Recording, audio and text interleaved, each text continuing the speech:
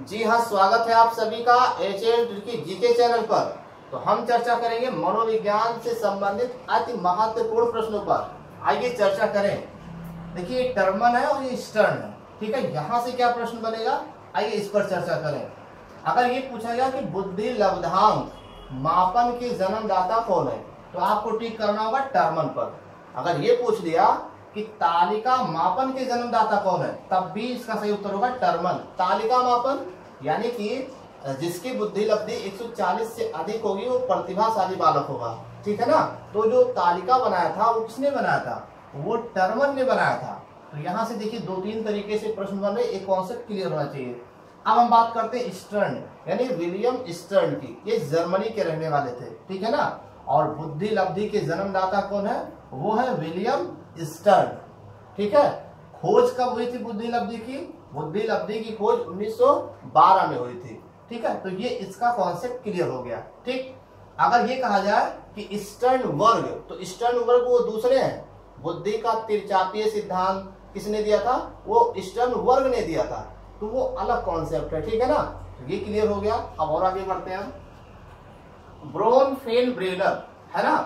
ब्रोनफेन-ब्रेनर ने पारिस्थितिक परक सिद्धांत का प्रतिपादन किया था, जबकि पी वर्नन ने बुद्धि के 3 संप्रत्यय बताए थे। यहां से कैसे कैसे क्वेश्चन बन सकता है, इस पर भी चर्चा करेंगे हम। देखिए, पारिस्थितिक परक सिद्धांत के अंतर्गत इन्होंने ये बताया था कि बालक एक जटिल तंत्रों से जो है बना होता है, यानी अपने आसपास के पर्यावरण से बालक जो है प्रभावित होता है। और इन्होंने पारिस्थितिक परक सिद्धांत के अंतर्गत इन्होंने 5 मंडल बताए थे। 5 मंडल में एक लघु मंडल, मध्य मंडल, बाह्य मंडल, बृहत मंडल और घटक मंडल, ये 5 मंडल इन्होंने बताया था। इन सब चीजों पर अगर विस्तृत जानकारी करना है तो एचएल ट्रिकी जीके चैनल, है ना, पर जा करके उसमें प्लेलिस्ट बनी है मनोविज्ञान की, वहां से आप हर पॉइंट पर आप विस्तृत वहां पर जो है दिया गया, वहां से आप देख सकते हैं, ठीक है ना। इसमें हम केवल महत्वपूर्ण पॉइंट पर चर्चा कर रहे हैं जो एग्जामिनेशन ओरिएंटेड है, ठीक। पी वर्नन ने बुद्धि के 3 संप्रत्यय बताए थे।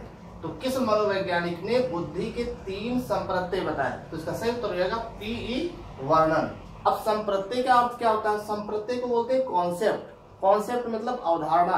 किसी वस्तु को देख करके हम कोई ना कोई अवधारणा उस वस्तु के प्रति बना ही लेते हैं, तो वही है संप्रत्यय। बुद्धि के 3 संप्रत्यय कौन कौन उन्होंने बताया। एक बताया उन्होंने जननिक क्षमता के रूप में बुद्धि, दूसरा उन्होंने बताया कि प्रेक्षित व्यवहारिक रूप से बुद्धि, और तीसरा इन्होंने बताया परीक्षण प्राप्तांक के आधार पर बुद्धि, है ना। इसी के अंतर्गत हेब ने बुद्धि का खा गा, है ना, बुद्धि का खा गा, बुद्धि ABC 21 मनोवैज्ञानिक की देन है, वो हेब की है। तो इसी परिभाषा के अंतर्गत वो भी शामिल है, तो वो भी आप देख सकते हैं जाकर के प्लेलिस्ट में, है ना। अब हम बात करते हैं और आगे बढ़ते हैं। कैटल और मैकडूगल, यहाँ पर देखिए कंफ्यूजन क्या होती है। 16 शील गुण बताए किसने, कैटल ने, आरवी कैटल ने।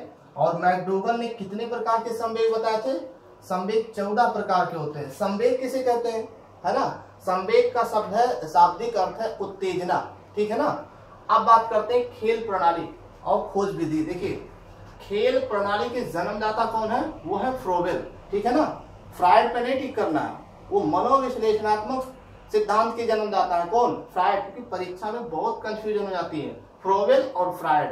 देखिए नाम मिलता जुलता है, इसलिए ध्यान रखना। खेल प्रणाली के जन्मदाता कौन है, वो है फ्रोबेल। अगर ये पूछा जाए कि खोज विधि के जन्मदाता कौन है, तो वो हो जाएंगे आर्मस्ट्रांग। ये भी कॉन्सेप्ट क्लियर हो गया, ठीक है ना। मनोविज्ञान के जनक बनने की कोशिश ना करें, बहुत ज्यादा बुद्धिजीवी बनने की कोशिश ना करें। जो क्वेश्चन है, जो एग्जामिनेशन ओरिएंटेड क्वेश्चन है, केवल उसी तरीके से तैयारी करें ताकि आपका समय बचे और आप पास हो जाएं अच्छे नंबर से, ठीक है ना। अब बात करते हैं, देखिए नैतिक विकास सिद्धांत, ठीक है। नैतिक विकास सिद्धांत मैंने 2 बार लिखा है क्योंकि अलग अलग मनोवैज्ञानिकों ने अलग अलग तरीके से दिया है। तो नैतिक विकास सिद्धांत सबसे पहले जीन पियाजे ने दिया था, है ना। और नैतिक विकास सिद्धांत के अंतर्गत इन्होंने बताया था कि बच्चे नैतिक मुद्दों के बारे में कैसे सोचते हैं। उसके अंतर्गत इन्होंने 2 स्तर बताए थे, एक प्रायत्त नैतिकता की अवस्था और दूसरा स्वायत्त नैतिकता की अवस्था। तो इन्होंने 2 चरण बताए थे, किसने, जीन पियाजे ने। और जीन पियाजे स्विट्जरलैंड के मनोवैज्ञानिक थे, इन्होंने ही संज्ञानात्मक विकास सिद्धांत का प्रतिपादन किया था। और संज्ञानात्मक विकास के अंतर्गत कर्मिक विकास को भी सबसे सर्वोच्च बताया था। तो ये नैतिक विकास सिद्धांत हो गया। इस टॉपिक पर भी मैंने विस्तृत चर्चा किया, वो भी आप वहां से देख सकते हैं। नैतिक विकास सिद्धांत एक कोहलबर्ग की है, एक है कोहलर और एक है कोहलबर्ग। कोहलर ने सूझ और अंतर्दृष्टि सिद्धांत का प्रतिपादन किया था। जिन्होंने प्रयोग किया था उन्होंने वनमानुष या चिंपैंजी, या जिसका नाम सुल्तान था, ठीक है ना, जिसे गेस्टाल्टवादी सिद्धांत भी कहते हैं, तो वो है कोहलर और ये है कोहलबर्ग। कोहलबर्ग ने नैतिक विकास सिद्धांत का प्रतिपादन किया था। जीन पियाजे के नैतिक विकास सिद्धांत से मतलब जो है उत्साहित होकर के या प्रभावित होकर के कोहलबर्ग ने नैतिक विकास सिद्धांत का प्रतिपादन किया और उन्होंने इसके 3 स्तर बताए, है ना। अब वो 3 स्तर कौन कौन से? पूर्व रूढ़िगत नैतिकता का स्तर, दूसरा रूढ़िगत नैतिकता का स्तर और तीसरा उत्तर रूढ़िगत नैतिकता का स्तर। तो ये चीजें यहाँ से कॉन्सेप्ट क्लियर हो गया, कम से कम में ज्यादा से ज्यादा। अब देखिए कैरोल, कैटल और कुंडल, ठीक है ना। देखिए यहाँ पर देखिए कितना कंफ्यूजन है। अगर ये 3 ऑप्शंस आपको मिल जाए परीक्षा में तो उसको अलग करना बहुत कठिन काम हो जाता है। तो यहाँ पर मैंने उस तीनों को एक साथ में लिख दिया, कैरोल, कैटल और कुंडल, ठीक है ना। परीक्षण कैरोल, देखिए बुद्धि का 3 स्तरीय मॉडल किसने दिया था? बुद्धि का 3 स्तरीय मॉडल, बुद्धि के 3 स्तर बताए थे किसने? कैरोल ने, है ना। बुद्धि का 3 स्तरीय मॉडल किसने दिया था? जॉन बी कैरोल ने। एक सामान्य, एक विस्तृत और तीसरा जो बताया था उन्होंने कौशल के रूप में, ठीक है ना। तो ये भी हो गया। कैटल, तरल ठोस बुद्धि सिद्धांत या तरल मोज़ेक मॉडल। बुद्धि का तरल मोज़ेक मॉडल किसने दिया था? आरबी कैटल ने ही दिया था, ठीक है ना। इसके अलावा देखिएगा इसके अंतर्गत इन्होंने यही बताया था इस सिद्धांत के अनुसार कि व्यक्ति में तर्क तथा सोचने की शक्ति जन्मजात होती है। किसके अंतर्गत? तरल ठोस बुद्धि सिद्धांत के अंतर्गत, ठीक है ना। अब बात करते हैं कुंडल परीक्षण। कुंडल परीक्षण, जो कुंडल परीक्षण है, कुंडल परीक्षण का आविष्कार कुंडल ने किया था और इसके अंतर्गत अभिरुचि का मापन किया जाता है। अभिरुचि से क्या तात्पर्य है? अभिरुचि का तात्पर्य है पसंद या नापसंद, है ना। तो उसके मापन का, और जो कुंडल परीक्षण है इसके अंतर्गत 4 प्रकार के अभिरुचि का मापन किया जाता है। इसके अलावा 1954 में कुंडल ने कुंडल परीक्षण किया था, है ना, और अभिरुचि के 4 तरीके से उन्होंने मापन बताए थे। अब बात करते हैं दुर्खीम, कूले और मीट। ये सामाजिकरण की प्रक्रिया से संबंधित सिद्धांत है। अब इसमें किस सिद्धांत को किसने प्राथमिकता दी? देखिए सबसे पहले दुर्खीम, है ना, समाज के व्यवहार को महत्व दिया। दुर्खीम ने ये बताया कि बालक जिस समाज में रहता है, जिस वातावरण में रहता है, जैसा वहाँ के लोग व्यवहार करते हैं, जैसा बोलते हैं, जैसा भाषा का प्रयोग करते हैं, वैसे ही उस बालक का सामाजिकरण होता है, ऐसा मानना था दुर्खीम का। कूले देखिए क्या कह रहे हैं, स्वादर्पण सिद्धांत किसने दिया? स्वादर्पण सिद्धांत कूले ने दिया था। कूले ने ये बताया था कि बालक जब स्वयं को मिरर यानी कि दर्पण में देखता है तो दर्पण में देखने के बाद में जैसा अपने प्रति वो इमेज बनाता है, जैसा अपने प्रति वो सोचता है, वैसे ही वो सोचता है कि लोग मेरे बारे में भी ऐसा सोच रहे होंगे। तो उसी को उन्होंने क्या बताया? स्वादर्पण सिद्धांत। मिड ने क्या बताया? मैं और मुझे का सिद्धांत। मैं और मुझे का सिद्धांत किसने दिया?